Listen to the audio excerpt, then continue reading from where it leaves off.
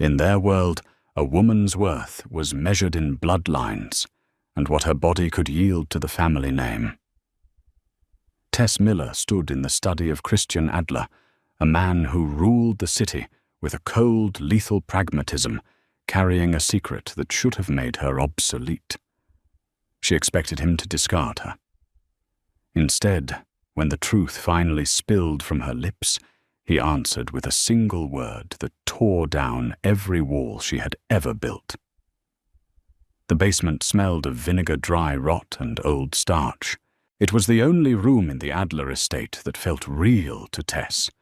Upstairs there were marble floors polished to a mirror, shine heavy velvet drapes that blocked out the grey upstate New York winter, and men with thick necks who stood by the doors with their hands folded over their waistbands. But down here in the archive, there was only the quiet scrape of her scalpel against 90-year-old linen paper. Her name was Tess Miller. She was a paper conservator. Or at least she used to be, back when her life belonged to her. Now her life belonged to Christian Adler. 6 months ago, her brother Zio made the mistake of trying to skim from one of Christian's construction fronts. It was a stupid, desperate move by a boy who thought he was cleverer than the devil. Christian didn't kill him. Instead, he took the debt added interest and took Tess as collateral to ensure Zio kept his hands clean and worked off what he owed in the shipping yards. Her job was simple: restore the family's private archives, ledgers, deeds, and letters dating back to the turn of the century. It was a front, of course, a way to keep her under his roof, visible but out of the way. She didn't expect the silence. She had prepared herself for violence, for the crude demands of a man who owned the docks and half the politicians in the state. But Christian Adler was not a loud man. He didn't yell. He didn't even speak unless he absolutely had to. "You're squinting," a voice said from the shadows near the stairs. Tess didn't jump. She had grown used to the way he moved. Christian was tall, 36, with a frame that looked as though it had been carved out of granite and dressed in tailored charcoal wool. His hair was dark, cropped short, and his eyes were the flat, unreadable grey of a winter lake. "The light is bad down here," Tess said, not looking up from the page she was flattening. "The humidity is too high, too. If you want these ledgers to survive another decade, you need a dehumidifier. I'll have Arthur buy one." Christian stepped into the pool of light cast by her desk lamp. His hands were tucked into his pockets. He had a scar that ran from the knuckle of his left index finger all the way up under his cuff, a thick, white ridge of tissue. "You've been down here 6 hours. I like the quiet." "It's not quiet," he said softly. "It's dead." He was right. The house was a tomb. Christian had inherited the leadership of the Adler Syndicate 2 years ago, after his father's stroke. Since then, he had lived here, alone, surrounded by hired muscle and the ghosts of a family that had built its wealth on concrete and blood. He reached out his fingers, hovering just above the edge of the ancient ledger. He didn't touch it. He had a strange reverence for things that were broken. "My uncle Silvio is coming for dinner tomorrow," Christian said. Her hand tensed on the scalpel. Silvio was the elder statesman of the family, a traditionalist, the kind of man who still believed in blood oaths and the old ways. "Am I expected to stay in my room?" she asked. "No," Christian said. His grey eyes met hers, holding them with a weight that made it hard to breathe. "I want you at the table. Christian, I'm your hostage, your collateral. It doesn't make sense for me to sit with your family." "You aren't collateral anymore, Tess. Zayo's debt was cleared 3 weeks ago." The room seemed to tilt. The scalpel slipped from her fingers, clattering against the glass cutting mat. "What? He's clean. I put him on a train to Chicago. He has a job there, a real one." Christian didn't blink. "You're free to go. You have been for 21 days. Her throat felt dry, like the old paper beneath her hands. Then why am I still here? Because you haven't asked for a taxi, he said simply. And because tomorrow Silvio is going to tell me I need to marry. He has a girl from the Chicago branch, picked out. A cousin's daughter, a pure bloodline. A cold dread pooled in Tess's stomach. The word bloodline always tasted like copper.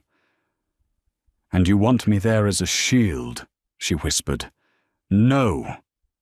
Christian said, his voice, dropping an octave, turning rougher, more human than she had ever heard it. I want you there because I have no intention of marrying a girl from Chicago, and I want them to see what I've chosen instead. Tess looked down at her hands. They were stained with iron gall ink and past paste. They were dry, practical hands. Not the hands of a Mafia don's wife. Not the hands of someone who could carry the weight of his world. You don't know what you're asking, she said to the table. I know exactly what I'm asking, he said. He reached down, and for the first time his hand brushed hers. His skin was warm, slightly rough. Sleep well, Tess. He turned and walked back into the dark of the basement stairs, leaving her with the smell of old paper, and the sudden terrifying realization that the cage door had been open for weeks, and she hadn't even tried to fly. The dress Christian had sent to her room was forest green silk. It had long sleeves, a high collar, and a hem that swept the floor. It was conservative, almost Victorian, but the silk clung to the curve of her hips and the small of her back in a way that made her feel entirely exposed. When they arrived at Silvio's estate on Long Island, the rain was coming down in sheets, turning the gravel driveway into a slick of grey mud. The dining room was a monument to old money and bad taste. Gold leaf moulding heavy crystal chandeliers that hummed with cheap electricity, and a table long enough to host a small parliament. Silvio sat at the head. He was 70, with skin like yellowed parchment, and eyes that looked like yellowed lard. He didn't stand when they entered. Beside him sat his wife, Graziella, a woman who wore her diamonds like armor, and two younger men Tess recognized as Christian's capos, Frank, and Terry. Christian. Silvio rumbled, his voice like coal sliding down a chute. You're late. The fish is cold. The traffic on the bridge was backed up, Christian said, pulling out a heavy mahogany chair for Tess. He didn't look at Silvio. He didn't apologize. He just waited until she was seated before taking his own place at her right. Silvio's eyes drifted to her. They were small, wet, and utterly devoid of warmth. And this is the restorer, the girl from the basement. Her name is Tess, Christian said. His voice was conversational, but there was a sharp edge underneath, like a razor blade hidden in a loaf of bread. Graziella let out a small, dry, clicking sound with her tongue. A working girl. How lovely. Christian always did have a charitable heart, just like his mother. Poor thing. The implication was clear. Tess was a stray, a charity case, a temporary diversion for a man who had too much money and not enough sense. She kept her hands in her lap, gripping her napkin until her knuckles turned white. She thought about the hospital room. She thought about the smell of antiseptic, the blinding white glare of the overhead lights, and the flat, tired voice of the surgeon 7 years ago. There was too much scar tissue, Tess. The infection from the appendix had spread too far. We had to take it all. I'm sorry. She had been 22. She had sat in that thin paper gown, listening to the traffic outside on the highway, realizing that the future she had mapped out, the small house, the children laughing in the yard, the messy, chaotic warmth of a family, had been scraped out of her while she was asleep. We need to talk about Chicago, Christian, Silvio said, breaking the silence with a wet cough. He pointed his fork at Christian. The Genovese girl, Isabella. She's 24. Her father has 3 concrete plants and the dock workers' union in his pocket. It's a good match. Strong blood. Healthy. I'm not marrying Isabella, Christian said. He took a sip of his red wine. It was a heavy, dark vintage that looked like blood in the candlelight. Silvio slammed his hand on the table. The crystal rattled. You think this is a game? You're 36 years old. The family needs an anchor, Christian. A man without a son is just a tenant in his own house. You die tomorrow, and what happens to the Adler name? It goes to the cousins in Jersey, to the state. The name is fine, Christian said. The name needs a womb. Silvio roared, his face turning a dark, mottled purple. You need a wife who can give you 3 boys before the decade is out. You need a woman who knows her place and knows her duty. Graciela nodded in silent agreement, her eyes fixed on Tess like a hawk watching a mouse in the grass. It's the way things are done, Christian. Your father understood that. He married me because my father owned the trucks. You marry for the future. Not for whatever this is. She gestured toward Tess with a manicured hand. The room grew very cold. The air seemed to thin out until Tess could hear the hum of the freezer in the kitchen. Christian didn't raise his voice. He didn't even look angry. He just leaned back in his chair, his long fingers tracing the rim of his wine glass. My father is in a nursing home in Queens, Graciela, Christian said softly.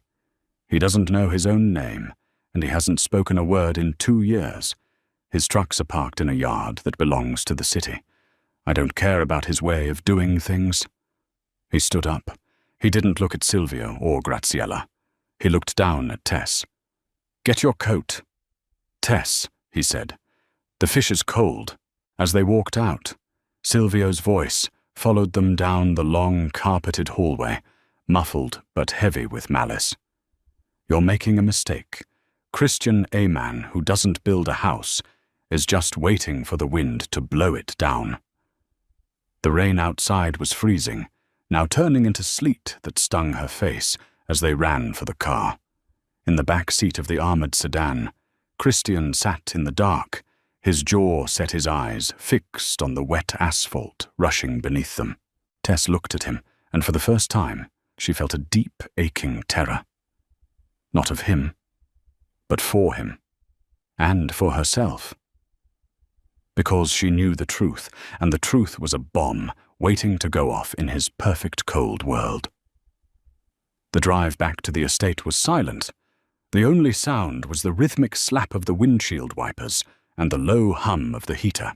When they got inside, Christian went straight to his study. Tess followed him.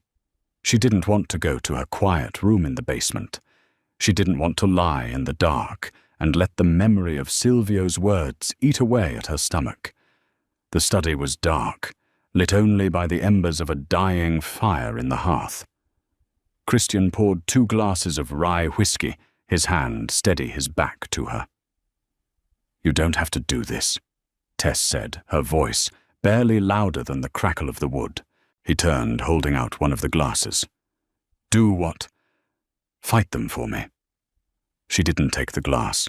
She kept her hands tucked into the sleeves of her green dress, trying to stay warm. Silvio is right. In your world, a wife isn't just a partner. She's an investment, a guarantee for the future. You need someone who can give you what they want. I don't care what they want, Christian said. He set both glasses down on the heavy oak desk. I care about what I want. And what do you want, Christian? He walked toward her, his steps slow, deliberate. The firelight caught the edge of his jaw, the hard line of his mouth. I want a woman who looks at me and doesn't see a monster. I want someone who knows what it is to be broken and doesn't try to hide the scars. I want you, Tess. Her heart hammered against her ribs, a wild, trapped thing. You don't know me. You know the girl you kept in your basement.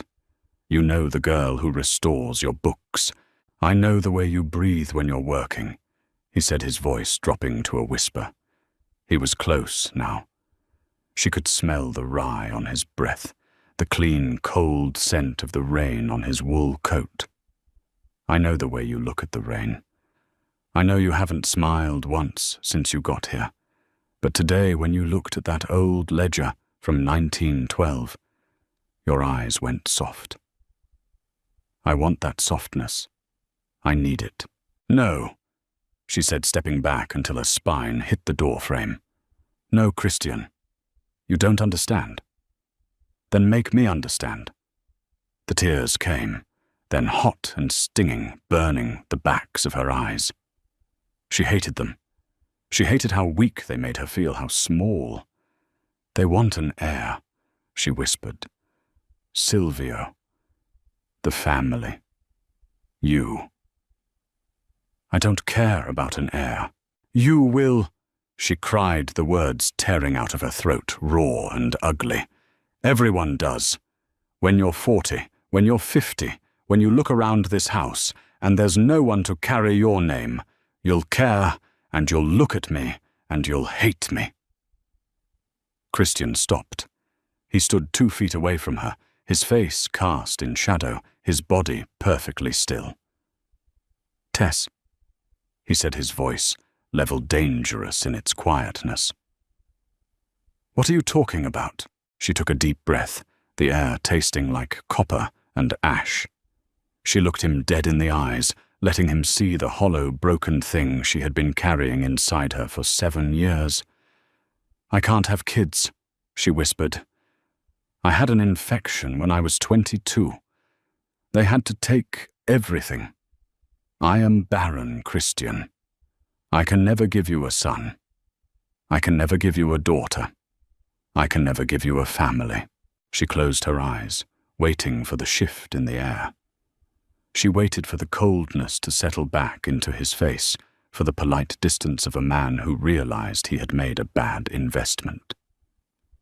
She waited for him to tell her Arthur would call a cab in the morning. The silence dragged on. It felt like hours. Just the drip of the rain outside and the thump of her own useless heart. Then she felt his hand. It wasn't gentle, not exactly. His fingers were firm as they cupped her jaw. His thumb wiping away a tear that had slipped down her cheek. He forced her chin up, forcing her to look at him.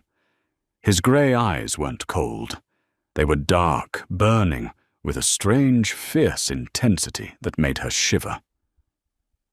Good, Christian said.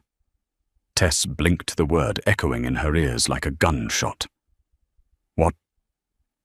Good, he repeated, his voice, thick, rough, and entirely devoid of hesitation. I don't want them. Christian, listen to me, he said, his grip tightening just enough to keep her still, to keep her anchored to him. You think I want to bring a child into this house. You think I want to look at a boy and know that before he's 10, he'll have to learn how to clean a gun. You think I want to spend every night wondering if someone is going to put a bullet through my daughter's window just to get to me. He leaned down until his forehead touched hers. His breath was hot against her skin. My father spent his whole life building this empire for his sons, Christian whispered. And look at us. My brother is dead in a ditch in Jersey. I'm a target every time I start my car. The Adler name isn't a legacy, Tess. It's a disease, and it dies with me. He pulled back just enough to look into her eyes, his fingers sliding into her hair, holding her close. I don't want a legacy, he said, his voice breaking with an emotion he had kept buried under 36 years of concrete and blood. I want you. Just you. I want to come home to this empty, quiet house and know that you're here. That's the only future I care about. The walls she had built around her chest, the neat, dry boxes where she kept her grief and her shame crumbled all at once, turning to dust. She reached out her hands, finding the lapels of his coat gripping the heavy wool as if it were the only solid thing in a world that was spinning out of control. Are you sure? She sobbed. Christian, are you sure? He didn't answer with words. He leaned down and kissed her a hard, desperate kiss that tasted of rye rain and the sweet, terrifying promise of a beginning. Morning in the Adler estate usually felt like waking up inside a vault. The thick stone walls swallowed the sounds of the outside world, leaving only the low mechanical hum of the central heating. But this morning was different. Tess woke up in a bed that wasn't hers. The sheets were heavy Egyptian cotton, smelling faintly of cedar, and the sharp, clean scent of Christian's soap. She lay still for a long time, watching the grey winter light filter through the tall windows. He was already awake. Christian sat in a leather armchair in the corner of the room, dressed in dark trousers and a crisp white shirt, the sleeves rolled up to his forearms. He was watching her. He held a cup of coffee in one hand, resting it on his knee. "You didn't sleep much," he said. His voice was gravelly quiet in the vastness of the bedroom. "Neither did you." She sat up, pulling the thick duvet up to her collarbone. Her green silk dress from the night before was folded neatly over the back of a chair. The memory of the previous night, the heat of his hands, the desperate, crushing weight of his confession hit her all at once. Her chest tightened. "Are you going to regret this in the daylight?" Christian took a slow sip of his coffee. He didn't smile, but the hard lines around his mouth softened. "I don't do regrets, Tess. They're a waste of time. I do logistics." He stood up, walked over to the bed, and set his mug on the nightstand. Reaching into his pocket, he pulled out a heavy ring of keys and dropped them onto the mattress beside her. They landed with a dull clink. "What's this?" she asked. "The house, the gates, the cars in the garage." He looked down at her, his grey eyes steady and clear. "You aren't a guest anymore. You aren't a captive. This is your house. If you want to leave, you leave. If you want to stay, you stay. But you don't live in the basement anymore." She looked at the keys. For 6 months, those jagged pieces of brass had represented her absolute containment. Now they were an offering. "The light is better in the East Solarium." Christian continued his tone, shifting to something purely practical. "Arthur is having your work tables moved up there today. The humidity controls have already been installed." "You did that this morning. I made the calls at 5 a.m. He leaned down, bracing his hands on the mattress on either side of her hips. He was close enough that she could see the tiny flecks of silver in his irises. "I meant what I said last night, Tess. All of it. We are going to build a life here. Just you and me. But it's going to get ugly before it gets quiet." "Silvio." She said the name, leaving a sour taste in her mouth. Silvio Christian confirmed. He won't accept a quiet retirement. He won't accept that the bloodline ends. He will push. And what happens when he pushes? Christian didn't blink. "I push back, harder." He straightened up, adjusting his cuffs. "Frank and Terry are downstairs. They're your detail now. Whenever you leave the grounds, they go with you. No exceptions." It was a cold splash of reality. The fantasy of the night before, the idea that love or desire could erase the grim mechanics of the mob, vanished. Christian was a syndicate boss. He had enemies. And by choosing her, he had just made her the biggest target in his world. She didn't argue. She threw off the covers and swung her legs out of bed. The hardwood floor was freezing against her bare feet. She walked over to the chair, picked up her green dress, and looked at him. "Tell Arthur I want the old ledger from 1912 on my desk first," she said, keeping her voice perfectly level. "The binding is rotting. It needs immediate attention." Christian watched her, a slow, genuine respect dawning in his eyes. He recognized survival when he saw it. He recognized grit. "I'll tell him," Christian said. Tess spent the afternoon in the solarium. The room was a massive expanse of glass and steel overlooking the dormant rose gardens. Arthur Christian's aging, impeccably dressed fixer had indeed moved her entire life upstairs. Her scalpels, the bone folders, the Japanese tissue paper, and the wheat starch paste were all laid out on a long oak table. For the first time in 7 years, she didn't feel like a discarded thing hiding in the dark. She sat in the natural light, carefully lifting a layer of grime from a century-old shipping manifest. She was preserving history, but for the first time, she wasn't burying herself in it. She was waiting for the war to start. She just didn't expect it to walk right through her front door. The war arrived on a Tuesday, wearing a vicuña wool coat and smelling of expensive cologne and stale cigar smoke. Christian was down at the shipyards. There had been a sudden, unexplained strike organized by the dock workers' union, a union controlled entirely by Silvio's deep pockets. It was a calculated move, a financial bleed designed to remind Christian who actually controlled the arteries of the family's wealth. Tess was in the solarium, working a delicate tear in a property deed, when the heavy oak doors of the room swung open. Arthur stepped in first. His face, usually a mask of polite indifference, was tight. A purple bruise was forming along his jawline. Behind him walked a man she didn't know. He was in his late 20s, slick and handsome, in a predatory, restless way. He had dark hair slicked back with pomade, and eyes that darted around the room, assessing the value of everything he saw. He was followed by 2 massive men, whose suits bulged awkwardly at the shoulders and ribs. Arthur, she stood up, dropping her bone folder. "My apologies, Miss Miller," Arthur said, his voice strained. "Mr. Genovese insisted on coming inside to wait for Christian. He bypassed the gate security." Genovese, Chicago. This was the brother of the girl Silvio wanted Christian to marry. "Dominic Genovese," the man said, stepping around Arthur. He didn't offer his hand. He kept his hands in his coat pockets, looking around the solarium with a smirk. "Nice glass house. Little drafty, though. So you're the mechanic." "I am a conservator," Tess said, keeping her voice flat. Her heart was beating a frantic rhythm against her ribs, but she kept her hands resting lightly on the edge of the work table. She refused to back away. Dominic chuckled. He walked over to the table, his eyes skimming over her tools, the delicate Japanese paper, the open ledgers. "Right. The paper girl.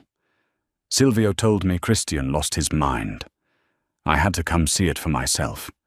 My sister Isabella is sitting in a penthouse in the Gold Coast, waiting for a ring, and Adler is holed up with a librarian. If you have business with Christian, he will be back in an hour," she said. "You can wait in the driveway." Dominic's smirk faded. The ugly, violent nature beneath his tailored suit rose to the surface. He stepped closer to her, invading her space. He smelled of peppermint and something metallic. "You don't give orders here, sweetheart," Dominic said softly. "You're a phase, a midlife crisis. My family has 3,000 union men ready to freeze Adler's concrete and shipping businesses until he bleeds out. Silvio gave him a choice. He either marries Isabella and binds the families, or we take it all. There's no third option." He reached out his thick fingers, hovering over the 1912 ledger she had spent the last 3 days restoring.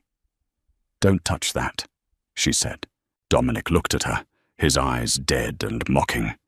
He deliberately pressed his thumb down hard onto the brittle century-old paper. She heard the sickening crack of the fibers snapping.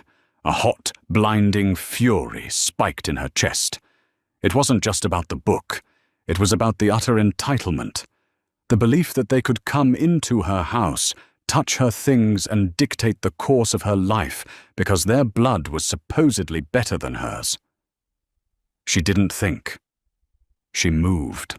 She picked up the number 10 surgical scalpel from her cutting mat. In one smooth motion, she slammed the blade down into the heavy oak table, sinking it 1/2 inch into the wood, right between Dominic's index and middle fingers. The vibration hummed through the handle. Dominic flinched violently, pulling his hand back as if he had been burned. The two gorillas behind him reached inside their jackets. "Put them back," a voice snapped from the doorway. The temperature in the room dropped 10 degrees. Christian stood there. He didn't look angry. He looked entirely hollowed out, his grey eyes devoid of anything human. Frank and Terry flanked him, their weapons already drawn and levelled at Dominic's men. Dominic recovered his composure, letting out a short, nervous laugh. "Christian, good. Tell your stray to calm down before she cuts herself." Christian walked into the room. His footsteps were slow, deliberate on the marble floor. He didn't look at the ledger. He didn't look at the scalpel. He looked at the bruise on Arthur's jaw. "You touched my man," Christian said, his voice a quiet, terrifying rasp. "You came into my house. We're family, Adler." Dominic sneered, though he took a step back. "I came to talk sense into you. The docks are shut down. Your cement trucks are parked. You're losing $100,000 an hour. Dump the barren chick, marry my sister, and we turn the faucets back on." Tess stopped breathing. The barren chick, Silvio had told them. They had weaponized her deepest shame into a bargaining chip. She looked at Christian, waiting for the hesitation, waiting for the businessman to weigh the $100,000 an hour against the woman standing in the glass room. Christian stopped 2 feet from Dominic. "Frank," Christian said, never breaking eye contact with Dominic. "Yeah, boss." "Call the port authority. Tell them the Genovese shipments coming in from Montreal tonight have a false manifest. Tell them to check the cavities in the steel pipes for fentanyl." Dominic's face went chalk white. "You're bluffing. You wouldn't rat out family. The commission will put a hit on you so fast." "I don't care about the commission," Christian said. He moved so fast she barely saw it. His hand shot out, grabbing Dominic by the throat, slamming the younger man backward into one of the steel support pillars of the solarium. The glass panes rattled. Dominic gagged his hands, clawing uselessly at Christian's wrist. Dominic's guards twitched, but Frank and Terry racked the slides of their Glocks, the metallic clack freezing the room. "Listen to me very carefully," Christian whispered, leaning into Dominic's face. "There is no alliance. There is no marriage. You shut down my docks. Fine. I'll burn your supply lines to the ground. You want a war of attrition.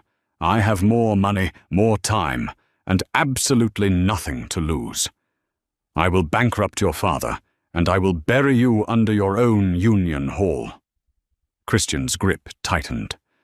Dominic's face was turning a deep, mottled red, and "If you ever Christian," said his voice, dropping to a demonic register, "speak about my partner like that again, I won't use a scalpel. I will use a claw hammer. Nod if you understand." Dominic gasped, managing a frantic, jerky nod. Christian threw him to the floor. Dominic collapsed, coughing violently, dragging air into his lungs. "Get out," Christian said, stepping over him. "Take the FDR drive back to the city.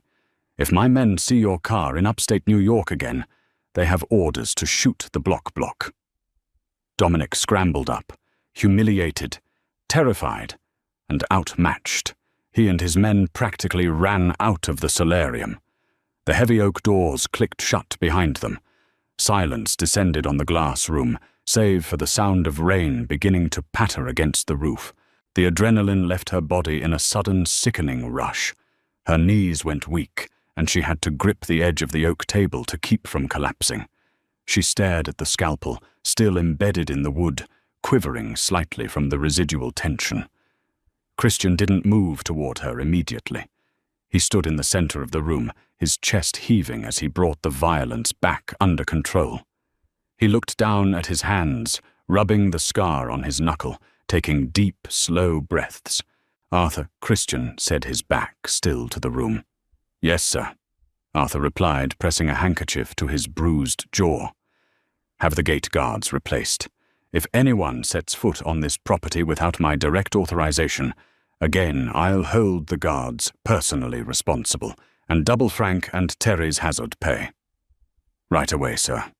Arthur bowed his head slightly and quietly left the room. They were alone. The grey afternoon light washed over Christian, casting long, sharp shadows across his face. He finally turned to look at her. The dead, hollow look in his eyes was gone, replaced by a raw, naked exhaustion. He walked over to the table. He reached out and wrapped his hand around the handle of the scalpel. With a sharp tug, he pulled it out of the wood and laid it gently on the cutting mat. "Did he touch you?" Christian asked. "No." Her voice was shaking. She hated it. She wanted to be strong, to match the cold iron he had just displayed, but she was shaking. He touched the book." Christian looked at the cracked spine of the ledger. Then he looked at her. He reached out, taking her trembling, paste-stained hands in his large, warm ones. "I'm sorry," he said softly. "For what?" she asked, looking up at him. "For saving my life, for defending me, for bringing this into your life." He stepped closer, crowding her against the table, but there was no threat in his posture, only a desperate need for proximity. "I wanted to keep you safe from this. I wanted to build a wall high enough that the blood couldn't reach us." "You can't," she said. "You're Christian Adler. You don't get to step out of the shadows just because you found someone who likes the light." "Tess, they know Christian." She pulled her hands back, wrapping her arms around her chest. The shame from Dominic's words was still a cold knot in her stomach. Silvio told them. "They know I can't have kids.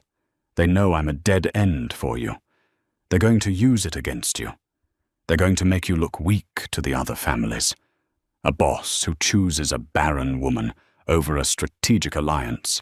They'll tear your empire apart." Christian's jaw tightened. "Let them." "You don't mean that." "I mean exactly that," he said, stepping into her space, forcing her to look up at him. He didn't touch her. He just held her with his eyes.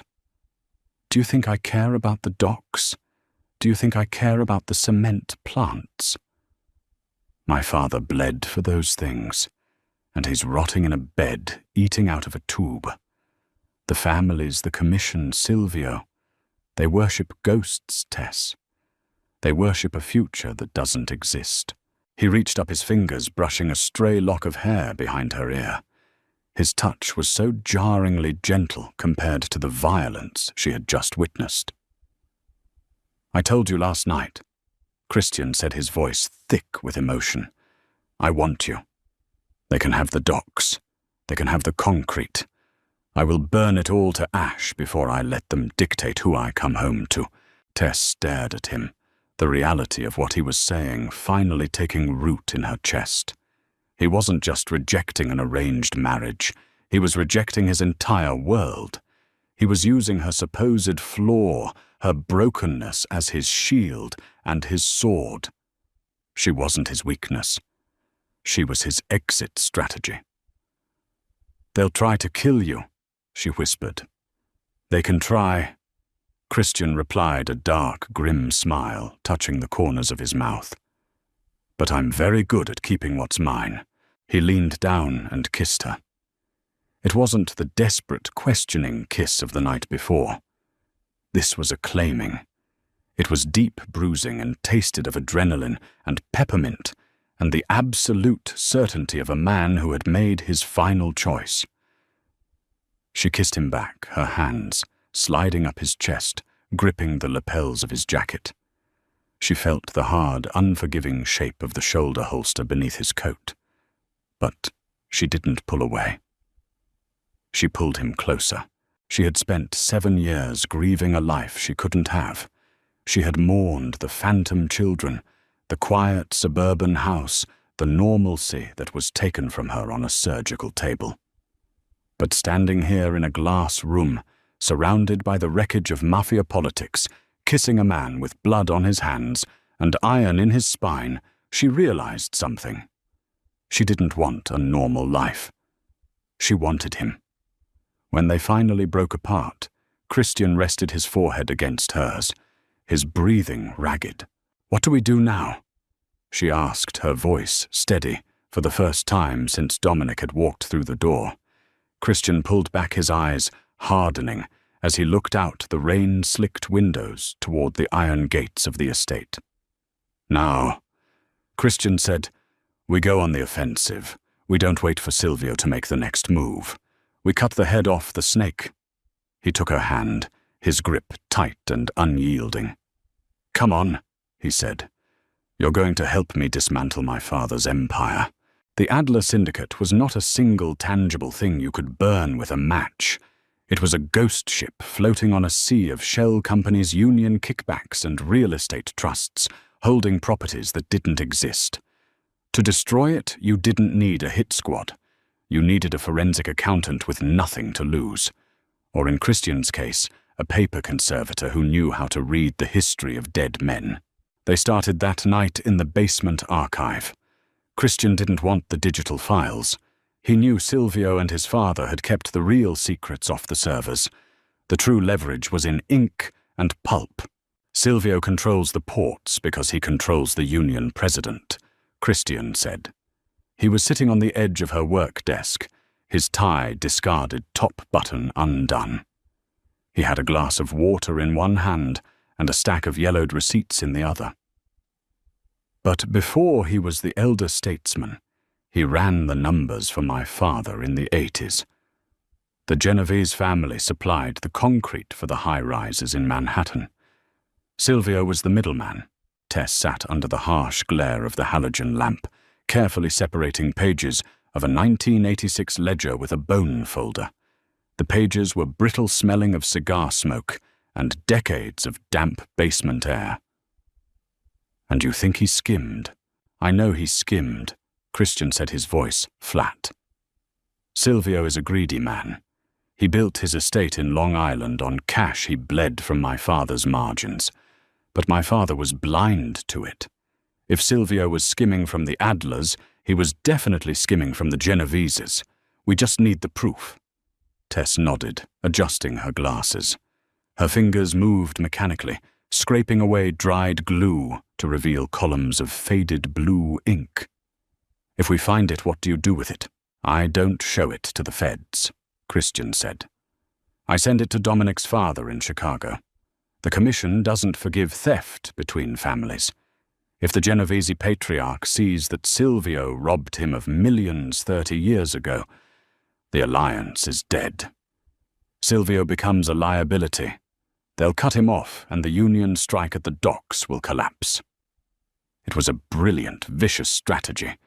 Christian was turning the old guard's paranoia against them. For 3 days they barely slept. They lived on black coffee-cold sandwiches Arthur brought down on silver trays and the quiet electric charge of their shared rebellion. The estate above them felt empty, locked down tight by Frank Terry and a dozen new guards patrolling the perimeter with dogs. Tess stopped feeling like a captive. She felt like an architect dismantling a prison from the inside out. On Thursday at 3 a.m, her scalpel slipped beneath a false backing on the inside cover of the 1986 ledger. The cardboard felt unusually thick. She slid the blade horizontally, severing the old animal hide glue. A small folded piece of onion skin paper fell onto the glass mat. "Christian," she whispered. He was beside her in a second. Tess used a pair of flat tweezers to unfold the paper. It was a secondary ledger sheet, 2 columns, one marked A, concrete, the other marked G, dispersed. Beside it was a third smaller column labeled S, reserve. The numbers in the S reserve column were staggering. Hundreds of thousands of dollars week after week, siphoned off the top before the Genovese family ever saw their cut. At the bottom, signed in a tight, cramped cursive, were the initials S.A. Silvio Adler. Christian stared at the paper. A slow, dark satisfaction settled over his features, the kind of look a wolf gets right before it closes its jaws. He kept the receipts. Tess said, her voice barely above a breath. He was so arrogant he actually documented his own theft. He didn't think anyone would ever look, Christian said. He reached out his hand, hovering over hers. He thought the women in this family were just wombs and the men were just muscle. He never accounted for you, Tess. Christian took the paper. Arthur, he called out. Footsteps hurried down the wooden stairs. Arthur appeared in the doorway looking impeccably awake despite the hour. Sir, scan this. Encrypt it. I want a secure courier to take the physical copy to the Genovese compound in Chicago by noon tomorrow. Hand it directly to the old man. And Arthur, yes, Christian, liquidate the holding company that owns the Long Island estate. Silvio's name is on the deed, but the Adler Trust holds the mortgage. Call in the debt. Give him 24 hours to vacate. Arthur's eyebrows rose a fraction of an inch, the only sign of his shock. Sir, that is a declaration of war. No, Arthur, Christian said, looking at Tess. It's an eviction notice. The war is already over. The fallout was immediate, and it was deafening. By Friday evening, the silence of their upstate fortress was broken by the frantic ringing of the secure landlines. The Genovese patriarch had received the ledger sheet. The Union strike at Christian's docks was instantly dissolved. Dominic Genovese was abruptly recalled to Chicago, his tail between his legs, the marriage alliance completely shattered. But Silvio was a cornered rat. And cornered rats do not die quietly. The storm hit just past midnight. The rain had turned into a torrential downpour, masking the sound of approaching engines until they were already at the main gate. Tess was in the kitchen, pouring 2 mugs of tea, when the perimeter alarm shrieked, a high, piercing wail that vibrated in her teeth. Christian was through the swinging doors before she could even set the kettle down. He had a matte black Sig Sauer in his hand. He didn't look panicked. He looked like a machine that had just been switched on. Away from the windows, he ordered, grabbing her arm and pulling her into the heavy stone corridor that led to the basement. Is it Chicago? She asked, her heart hammering a frantic rhythm against her ribs. No, Chicago wouldn't breach a gate. They'd send a lawyer or a sniper, Christian said. This is Silvio. He's desperate. The Genoveses just put a bounty on his head for the stolen money. He has nowhere to go. Gunfire erupted outside. It wasn't the continuous roar of an action movie. It was sharp, isolated pops. Crack, crack, the sound of professional men doing terrible work in the dark. Frank, Christian said into a small radio clipped to his belt.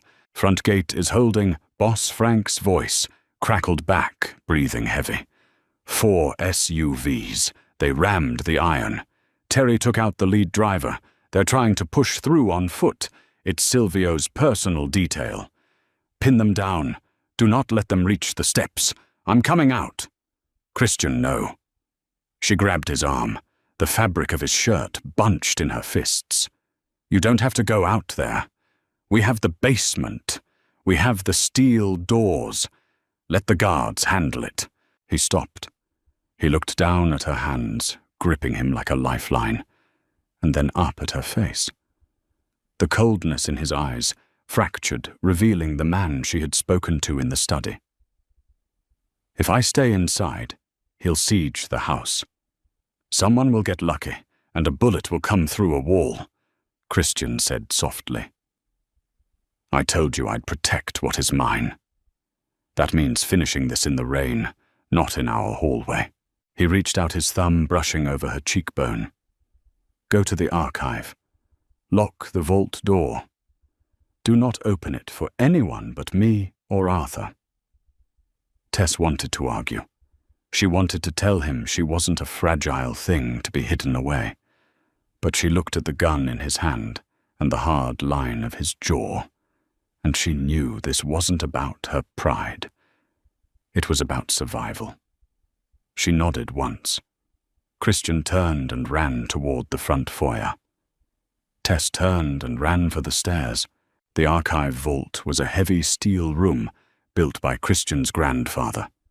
It smelled of ozone and old paper. She slammed the heavy door shut, spun the locking wheel and backed away until her shoulders hit the cold concrete wall. The silence inside the vault was absolute. She couldn't hear the rain. She couldn't hear the gunfire. She was entirely cut off from the world. It was agonizing. She stared at the metal door, her mind projecting horrors onto its surface. She saw Christian bleeding on the wet asphalt. She saw Silvio stepping over his body. She saw the door handle begin to turn. 10 minutes passed, then 20. She paced the length of the room. She looked at the 1912 ledger sitting on her desk, the one Dominic had cracked. She had repaired the spine. It was whole again. Stronger than it was before, braced with new linen threads. Broken things can be fixed, she thought. But you have to survive the breaking first. Suddenly, the heavy metallic clank of the locking mechanism echoed through the room. The wheel began to spin. She backed up, grabbing the heavy bone folder from her desk, her knuckles turning white. She held her breath. The door swung open. Arthur stood there. His suit was wet, plastered to his shoulders. There was a smear of grease on his cheek, but his posture was perfectly straight. "Miss Miller," Arthur said quietly. "It's over." She dropped the bone folder. "Christian, he is waiting for you upstairs." She ran past him, taking the wooden stairs 2 at a time. She burst into the main hallway. The heavy oak front doors were wide open, letting in the cold, wet wind and the smell of sulfur and rain. Christian was standing on the front porch. He was soaked to the bone, his white shirt clinging to his skin, his hair plastered to his forehead. He was watching a pair of black SUVs reverse down the driveway, their headlights cutting through the storm. On the steps face down, in a puddle of muddy water, was a man. He wasn't dead, but his hands were zip-tied behind his back. It was Silvio. Tess stepped out onto the porch, shivering in the cold air. Christian turned to her. He dropped his gun onto a patio chair. He didn't look triumphant. He looked exhausted. "Is he?" She couldn't finish the sentence. "He's alive," Christian said, his voice raspy. "I disarmed his men. Frank and Terry let the rest run. Silvio tried to shoot his way through the front door." She looked down at the old man. He looked small. Stripped of his tailored suits and his oak-paneled dining rooms, he was just a miserable, greedy old man lying in the mud.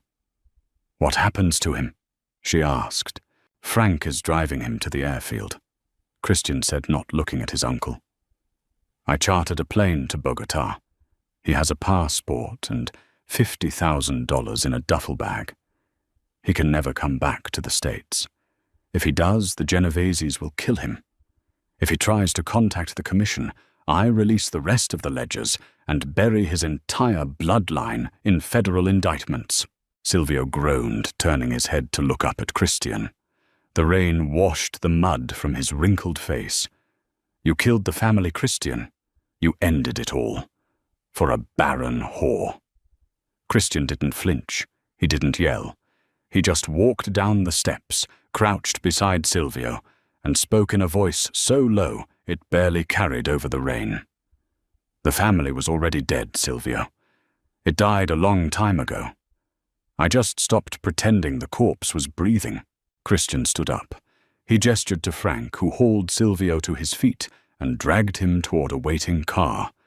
Tess watched the taillights disappear down the long, winding driveway.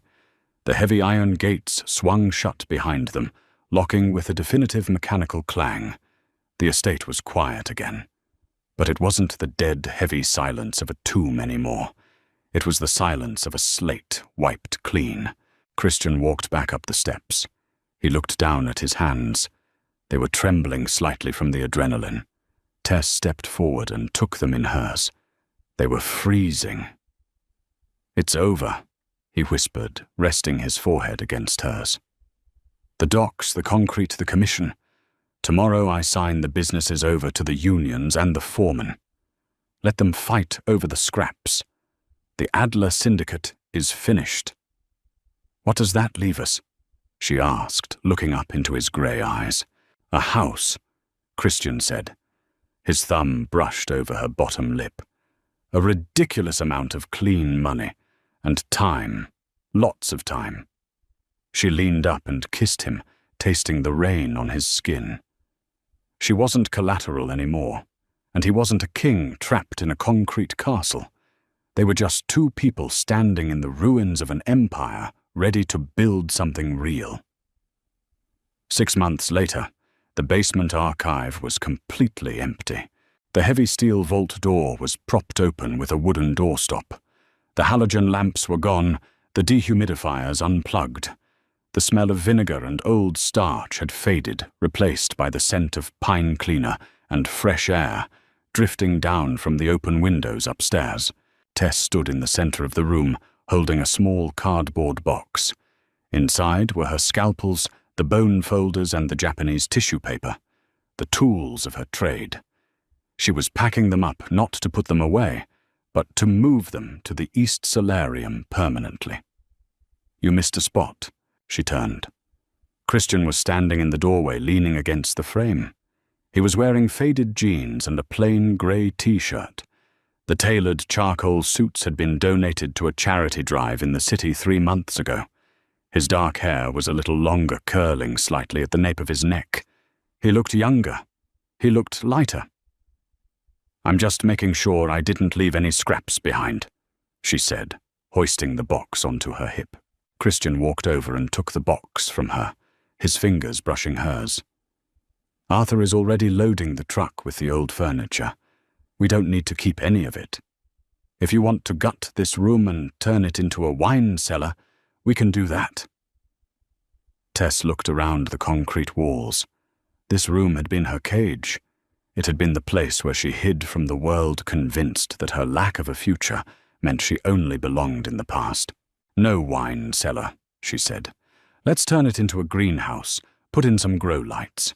We can start the rose seedlings down here during the winter before moving them to the gardens." Christian smiled. It was a rare, beautiful thing, a genuine smile that reached his eyes and crinkled the corners. A greenhouse in a Mafia bunker. The feds would be very confused if they ever served a warrant. "There are no feds coming, Christian," she reminded him gently. "I know." He set the box down on the floor and pulled her into his arms. His body was warm and solid. She rested her head against his chest, listening to the steady, calm rhythm of his heartbeat. The transition hadn't been easy. Dismantling a multi-million-dollar criminal enterprise required armies of lawyers, endless NDAs, and careful navigation of offshore accounts. There were weeks where Christian spent 18 hours a day on secure phone lines, aggressively detaching the Adler name from every illicit port and union hall on the East Coast. But he did it. He sold the legitimate assets, paid off the necessary politicians to look the other way, and dissolved the rest into a charitable foundation run by a board of directors who thought Christian was simply an eccentric heir seeking early retirement. The other families let him go. Without Silvio stoking the fires, and without the Adler infrastructure to fight over Christian, was no longer a threat. He was just a ghost who had cashed out. Arthur found a property in Vermont. Christian murmured into her hair. 100 acres. It has a barn that could easily be converted into a massive conservation studio for you. She pulled back slightly, looking up at him. "Are we leaving New York?" "We can if you want, or we can stay here." He shrugged, a gesture of absolute freedom. "This house used to feel like a graveyard, but lately it just feels like home." "It is home," she said. She reached up and traced the white scar on his left knuckle. He didn't pull away. He never hid his scars from her, and she never hid her broken pieces from him. They didn't have a bloodline to protect. They didn't have a legacy to pass on. When Silvio had shouted that she was barren, he meant it as a curse. He meant it to signify that she was a dead end. But he was wrong. A bloodline is a chain. It's a series of heavy iron links binding one generation to the mistakes, the debts, and the violence of the last. Christian was expected to forge the next link. He was expected to hand a gun to a son and tell him to guard the concrete throne. Because she couldn't give him that, she gave him the only thing that mattered an ending. By ending the line, they broke the chain. They bought their freedom with the very thing they deemed a flaw. "What are you thinking about?" Christian asked, his voice a low rumble. "I'm thinking about the 1912 ledger." She lied smoothly, a small smile playing on her lips. "I'm thinking about how much I love fixing things." "You already fixed me," he said. "You weren't broken, Christian," she whispered, reaching up to press a kiss to his jaw.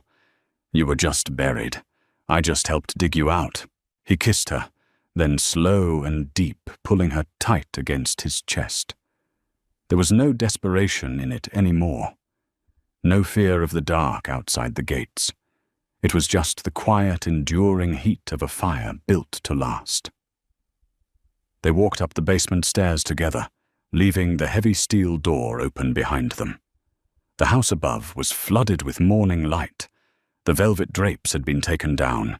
The armed guards were gone, replaced by a simple security system. They walked into the kitchen. Arthur was standing by the counter, dressed in a comfortable cardigan instead of his usual tailored suit, pouring 3 cups of coffee. "Good morning, Miss Tess." "Christian," Arthur said, sliding 2 mugs across the granite island. "The weather report says it should be clear all weekend, perfect for planting." "Thanks, Arthur," she said, wrapping her hands around the warm ceramic mug. Tess stood next to Christian, looking out the kitchen window at the expansive lawns rolling down toward the tree line. The trees were green, vibrant, and alive. There would be no children playing on that lawn. There would be no heirs to inherit the stone walls or the bank accounts. Someday they would grow old, and the Adler name would finally fade away into the history books, entirely forgotten by the world that used to fear it. And as Christian slipped his arm around her waist, pulling her close against his side in the sunlit kitchen, she realized exactly how she felt about that. She felt perfectly, beautifully complete. If Tess and Christian's journey from captive and captor to equals, breaking the chains of a toxic legacy, moved you, let us know. Did you expect Christian to tear down his entire empire for the woman he loved?